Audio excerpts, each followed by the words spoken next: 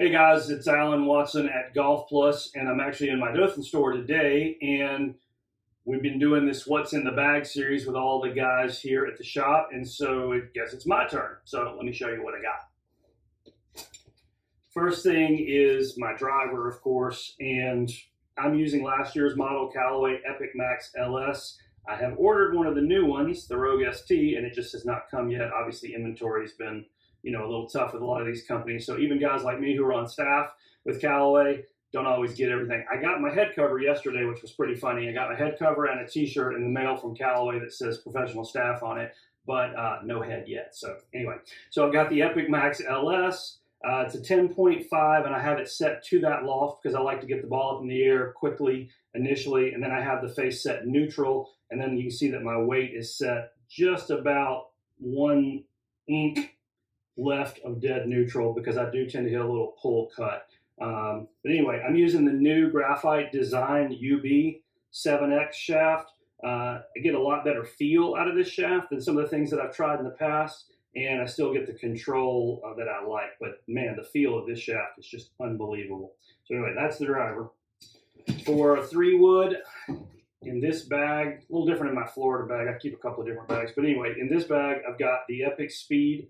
Again, last year's 3-wood, just haven't upgraded yet, but this is phenomenal. 15-degree 3-wood deep face, and I tend to hit a lot of 3-woods off the tee on shorter par 4s and for controlled shots or when there's trouble that's out there a little too far and I don't want to reach the trouble. So 3-wood off the tee. This has a MMT Mitsubishi Chemical 70X shaft in it. Gives me good control and I can trust that club. And also I can draw that one off the tee where I cannot draw the driver very easily off the tee.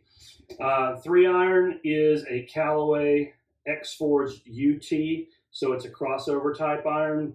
It's 21 degrees of loft with a Nippon 120X shaft in it. It's kind of a, 105X, so a little bit lighter X. This is my control club off the tee. This is my rescue club out of the rough, whatever I need, punch out club. This is just kind of my workhorse, do all club. Some rounds I never even pull it out of the bag, and then other times it is well needed.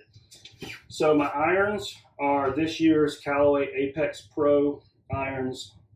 This is probably the best Callaway Apex iron I've ever hit, and I've played them since the 14 model. So I've been through all the iterations, 14, 16, 19, and now the 21 model.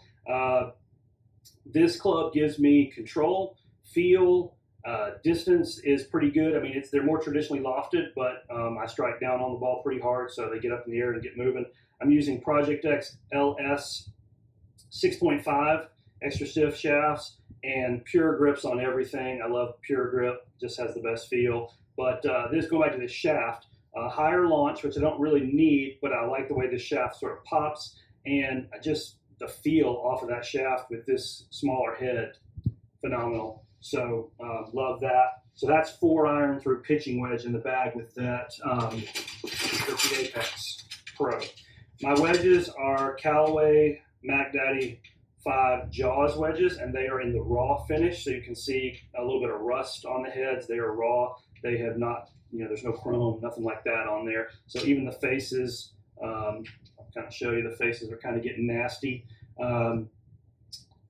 My wedges have Dynamic Gold Tour Issue S400 shafts in them, so I actually dropped back down from X1s in my extra stiff shafts in my irons to stiff shafts in the wedges because it gives me a little bit better feel. And with wedges, I'm not always swinging all out full like I do mostly with my irons. So with the wedges, I've got a 50, a 54, and a 58. This is the first time I've ever used that combination, but with modern golf clubs being a touch stronger, I kind of got away from the classic 52, 56, 60, which is what I've always used. My 54 is actually bent back to 55, I believe. I'd have to go look at it on the loft line machine, but just to achieve the number that I want, because to me it's all about number. In terms of distance on the golf course, it's not so much about what's stamped on the head. It's just kind of what you need. Grind-wise, I'm using a standard grind on my 50, so pretty wide sole. This is going to be my full shot out of the fairway, and every now and then I'll chip around the greens with it. And then with the sand and the lob wedge, I'm using the X grind, which has got a lot more grind. The heel, the toe, the trailing edge, they're all relieved off quite a bit, and that gives me the versatility to be able to open or close the wedge, which I'll be honest, I don't do a ton of that. I don't really open the wedge a lot unless I'm just super short-sighted in the bunker or something, but full shots out of the fairway, I get plenty of bounce out of these wedges. They're kind of higher bounce wedges. In fact, they're both 12, so that's a lot for some people. But for me, because I am a digger and take a bit of turf out, those work well for me. The putter, just got a new putter cover from my in-laws. They just came back from England, and so they brought me a new one. Love that.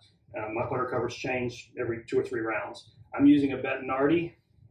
This is, some of his models are not stamped very well, but this is just a standard BB series. This is just one of his classics. This has the honeycomb in the face, which I absolutely love that.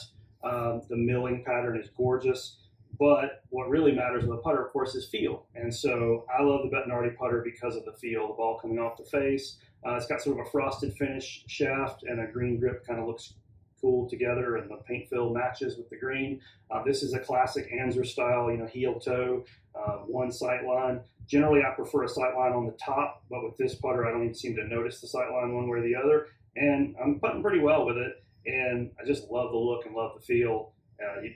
Bettinardi's kind of hard to beat. It's kind of similar to a Scotty, like we talked about before, or Toulon, any of those other high-end putters. So anyway, that's what's in my bag. I'm Callaway through and through until you get to the putter, and then I'm Bettinardi. So anyway, Alan Watson, that's what's in the bag.